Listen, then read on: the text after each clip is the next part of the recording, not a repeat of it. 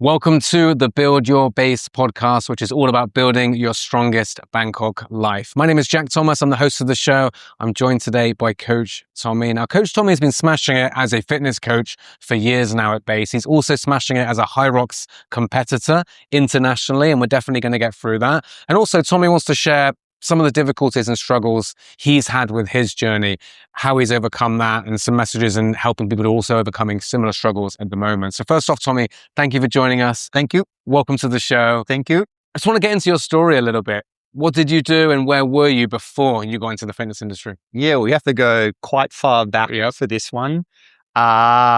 I joined the army in 2002, straight out of school. So I was just turned 17. I think I was 16, 9 months is the legal age you can apply. So I applied as soon as I turned 16, 9 months. By the time I turned 17, I joined in 2002. Yeah. It's quite funny because I remember the day that I was driving down to do my recruitment process to fill out the forms and lock everything in and sign was the day 9/11 hit. So I remember turning the TV on and seeing 9/11 the day that I was driving down to Sydney to actually join the army. Like it had nothing to do with that, but it was just, Did you join the dots and what that might mean? No, I was very young. Right. I was very Nowadays, very you probably know what that means. Yeah, but I was very young. Interesting. And it was just like something I've never forgotten. It was just something weird happened, like a bit of a coincidence. Everyone knew where they were at that time. Yep. And so I joined in 2002, did 7 years, ended up leaving when I was 24. And that was one of the big reasons why I joined the fitness industry. I did a deployment overseas. I was in Iraq at the time, and I hadn't really thought about what the future looked for me. I kind of felt like I'd achieved everything I wanted to achieve while I was in the military. Done multiple deployments. Went to Iraq, got to experience that, did what I felt like I needed to do in that moment. And I, while on that base in Iraq, there wasn't really much to do. So I started to go to the gym. There was a few guys there in my unit that decided they wanted to go to the gym. So I tagged along. Never really actually been to a gym before that. Like in the military, you do a lot of group classes, circuit workouts, stuff like that, but not like proper in the gym by yourself, pushing weights, working on strengths. So that was my first time experience that. And there was not much to do in the downtime over there. So every time I had the opportunity, I would go to the gym and sort of fell in love with it more and more and more. It was actually while I was over there, I decided to hand in my resignation and pursue being a fitness coach. So as soon as I got back from Iraq, I left the military and started doing my personal training courses. And that was, 2008. And then from there, it's been, pretty much just a fitness coach working on different things since then. Those 7 years in the army, did that shape you as a person? Yeah. The thing about the military is they want to get you when you're very young because you haven't really been molded or experienced anything in life. You kind of a blank canvas, so they can mold you into whatever they want. I remember that there was some guys in my basic training unit that were huge, fit, late 20s, early 30s, and you thought these guys are going to smash it. And they actually struggled the most because they'd already experienced what it was like to be out of the military. They were used to their freedom where I'd never really had experienced that before. So being so fresh and not knowing anything, it was very easy for me to adapt because this is all I knew. So, I think being young helps a lot. Being fresh helps a lot. If you're already established, it doesn't work as well. Yeah. And so talk us through, I guess, your journey in the fitness industry. You came out of the army, you developed a love for fitness and exercise and strength. How was it in Australia? I assume you were back in Australia, right? Yes. Talk us through this first few years getting into the industry, how that was. There was not much doing. There was not many gyms. It was very fresh. Were you in Brisbane? Very new. I was in Brisbane at the time. Yeah, there was not much going on. There was a few big gym chains. I think Fitness First we had over there. Another big chain called Good Life. And that was about it. So it wasn't a big industry at that time. So I feel like I was lucky to get at the front of the whole boom. and just sort of worked in small gyms, got the experience. I think something I learned a lot was to attach myself to more experienced trainers and try to learn. The courses that you do now are very, very basic. They're just giving you the very basic information. They're not too in-depth. I find that attaching yourself to a senior trainer, finding a mentor is where you really thrive in learning this industry. So I made sure that I tried to hang around the more experienced trainers, take on as much information as I could, and just sort of grew from there. That's great. And I know a lot of the viewers as well are kind of considering a move into the fitness industry. That really is great advice, really learn from people who've trodden that path already. Yeah. And definitely learn a lot from them for sure. When did you come over to Thailand? When did you arrive on these shores? July 2017. Wow. Okay. So almost 9 years now. Okay. Wow. Wow. Yeah. And you've had 7 or 8 years at base?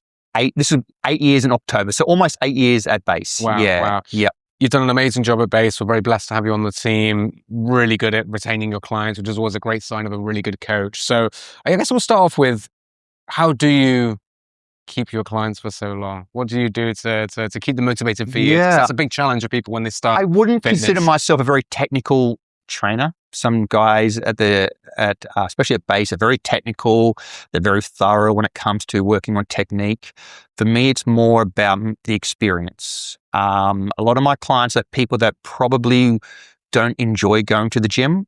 So I try to make the experience as comforting and as positive and as happy as possible by just talking, becoming their friend. So it feels like they're more coming to a session to sort of have a conversation with their friend, just like you would go to have a coffee with your friend. I try to make it a more experience like that. Talk about their day, talk about, what movies they watch, what they've got planned in the future, just sort of what you would chit chat with your friend. And I want to try and make that experience as happy and as enjoyable as possible. Because some people, going to the gym is not a fun experience. For most, I think. Yeah. So most of my clients, I just try to make sure they have as much fun as possible. And it's something they look forward to rather than something they are dreading. Yeah. I think it's such a key to long-term success for anyone. Yeah. It's like you got to find a way to enjoy it, right? And having a coach that appreciates that and gets that, I think really goes a long way for a lot of people. It's interesting because my personality is not a very social personality. I'm quite an introvert. I prefer to stay home. I don't go out so much. But when I'm comfortable with someone, I open up as well. So I feel like when they see that I open up and talk about myself more personally, they do the same and feel more comfortable and trust you more. And when you've earned that trust, it's a big thing in building rapport. Yeah, absolutely. So you've had some great years at base, but I know 2024 was quite a tough year for you. And, we talked through it at the time, and it's been really great to see you kind of come out of the back of that stronger. Talk us through in your own words. Why was that a tough year, and where's that kind of led to where you're at today in 2026? 2024 was probably one of the hardest years of my life with regards to just a lot of mental health problems. I turned 40, which was very, very difficult for me. Turning 40 was very, very hard. I felt like I was no longer what you'd probably say the alpha male. I was no longer the young whippersnapper. Yes. Yeah, I was. Yeah. And my father got diagnosed with cancer at that time. And just a lot of things sort of in that year happened. And I felt that something just clicked inside of me. And I really struggled with what's called like health anxiety. So at first, I went to the hospital like so many times. 8, 9, maybe 10 times in that year, trying to work out what's going on. I just felt terrible all the time. I was sort of taking so many days off, staying in bed, really finding it difficult to cope. And at first, a lot of the doctors thought it was depression. I just didn't feel depressed. I felt like it was something else. So I started to watch podcasts, do my own research. And there was this one podcast, and they were talking about, it was just this one moment, they were talking about health anxiety and how they would constantly be checking for their heart rate. And I'm like, hang on, I do that all day long. So I'm constantly checking my heart rate just to see if my heart is working. Like, this is how bad it can feel at time. Like, I feel like has my heart stopped? Like, it hasn't, but in my brain, sometimes it's hard to convince myself that there's nothing wrong. And they were just talking about all these symptoms of health anxiety. I'm like, hang on, that sounds like me. I do this, I do this, I do this.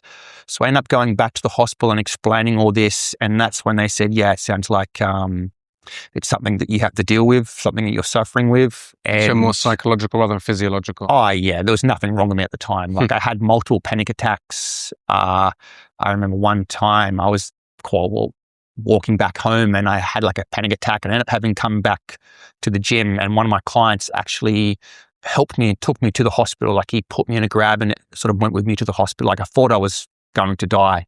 It's one of the most terrible feelings I've ever had, where I felt like all I wanted to do was lay down on the ground. I was out in the street.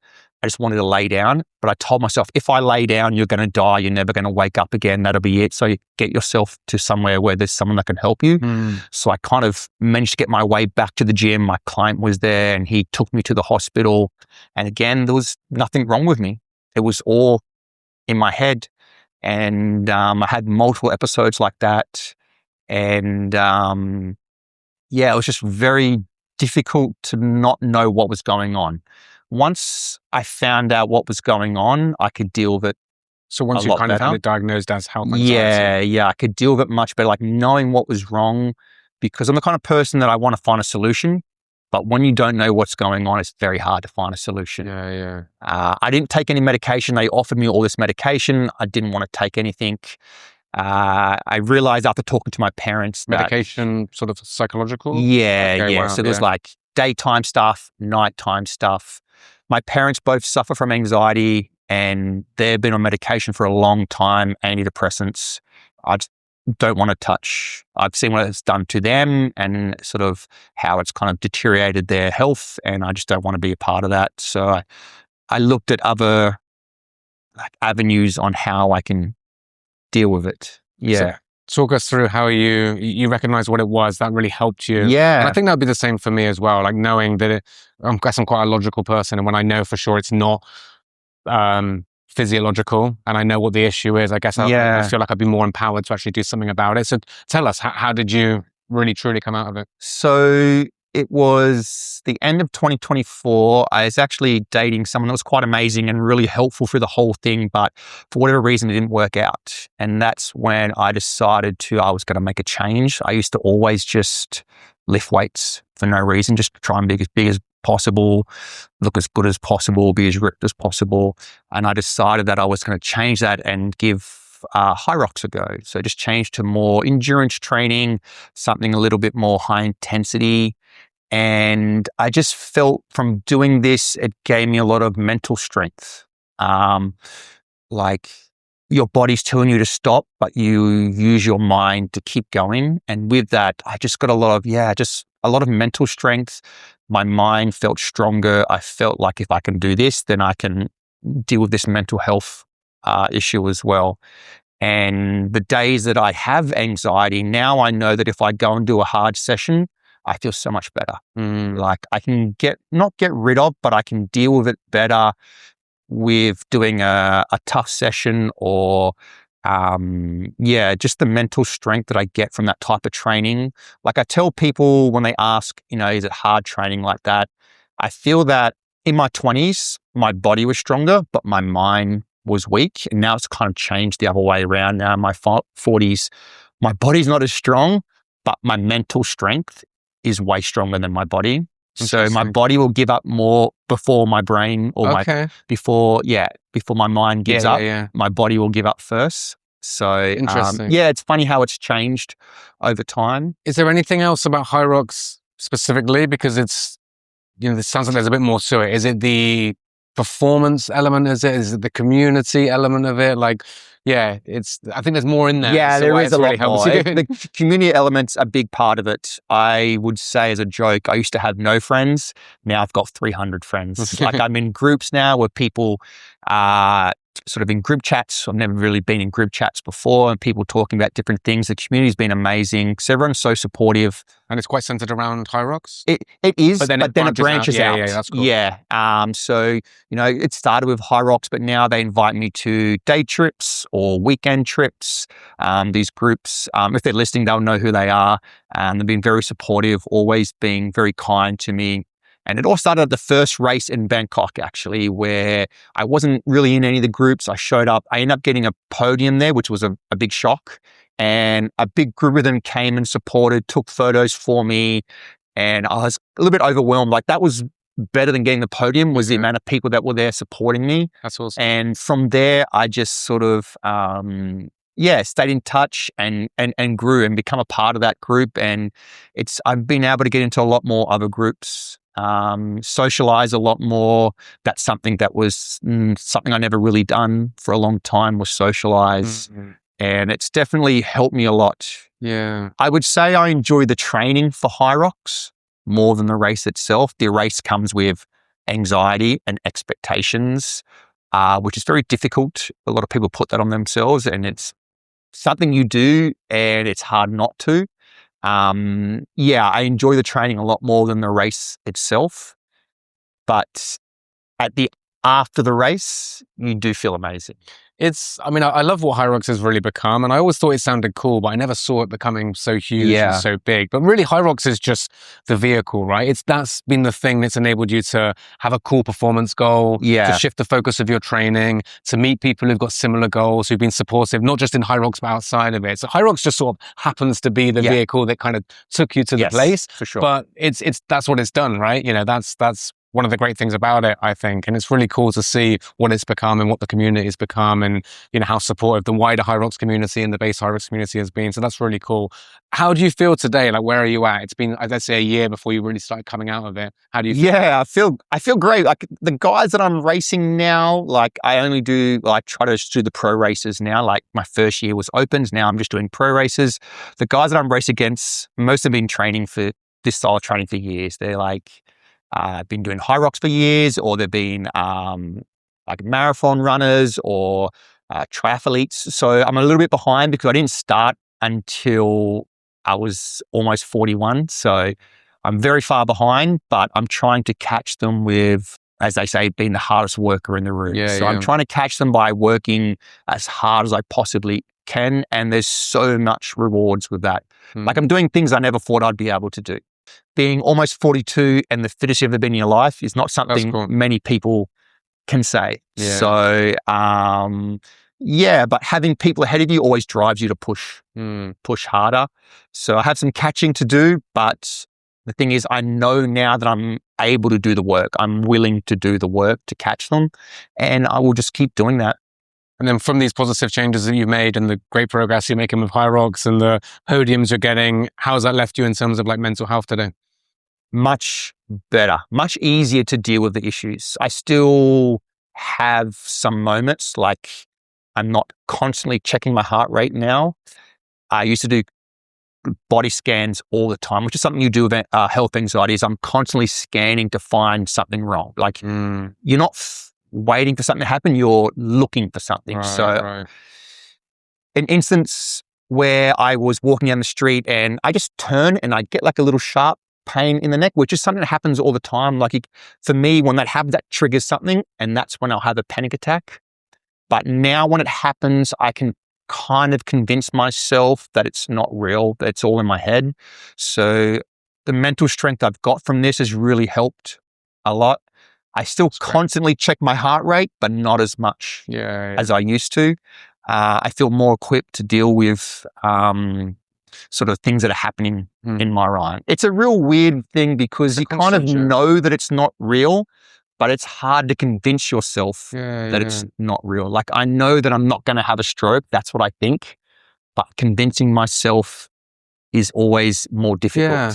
I think with any challenge that you have in life, and the bigger the challenges, the more you have this. It never fully goes away, right? No. Whether it's mental health challenges, we interviewed another coach who talks about her, eating disorder she's had in the past, and it never completely 100% just goes away and it's just not in your mind at all. Like, it's always a constant battle, I think. Yeah. And I think it's just constant improvement, step by step, making positive changes. And I think that's always going to be there to some extent, for sure. And I can relate to that. And I think, you've been super honest and open today. And I think it's really important. What would you say to someone who's where you were at in 2024 and is maybe not necessarily health anxiety, but it's just kind of struggling?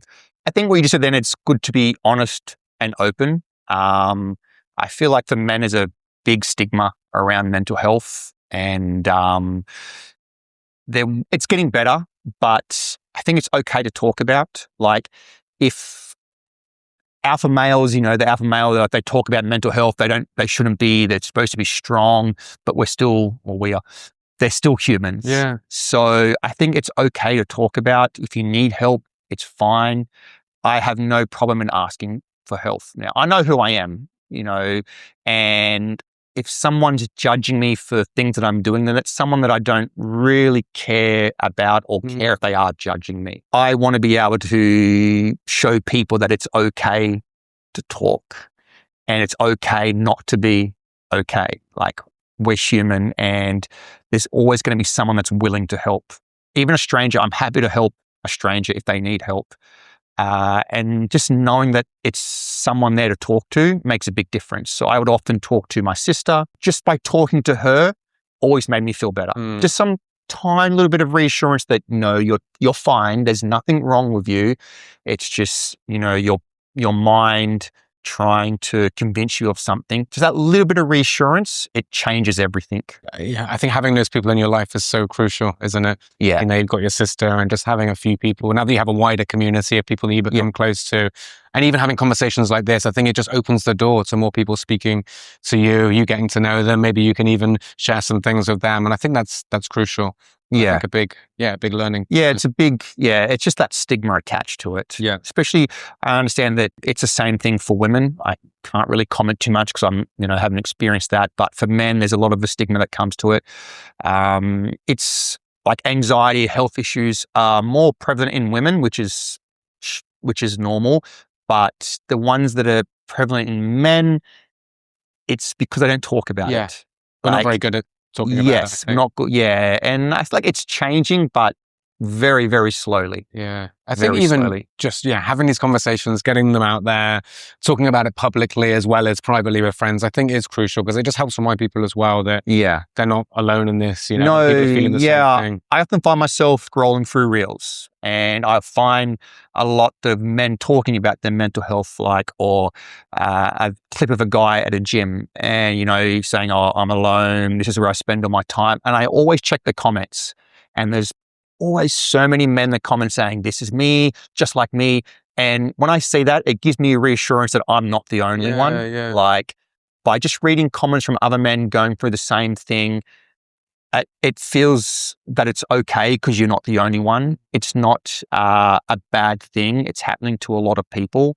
And I'm lucky enough that I have the fitness industry, the gym to help cope with that. But a lot of people don't have that. And that's why training and looking after your health, like physically, is so important because it will help you mentally as well. It's something that I love so much about the fitness industry and what it's become, because when I first started training 20 years ago, and I'm sure it was the same for you, there wasn't really much of a community vibe. Everyone's just doing their own thing. There's not much going on. Then when I got in the fitness industry 15 years ago and saw that it was a place to meet people, other people on the same journey as you. Sometimes you find that these people at the gym have got more in common with you than other people in your life, right? Because they're on a journey, they're trying to improve themselves, they're trying to better themselves. Then you have things such as Hyrox or running, all these other activities that are pulling like-minded people together. And I think I love the fitness industry has become this. And I think it's one of the things that makes it really special and really gives it a lot of longevity as an industry. Like AI and all these technological changes we're seeing, there's no substitute for people just meeting up in real life and doing things together. Nothing will ever sort of beat that or replace that. It's great to the industry, like evolving, like changing, evolving. I think it's always getting bigger and better and improving. And it's good to be a part of that.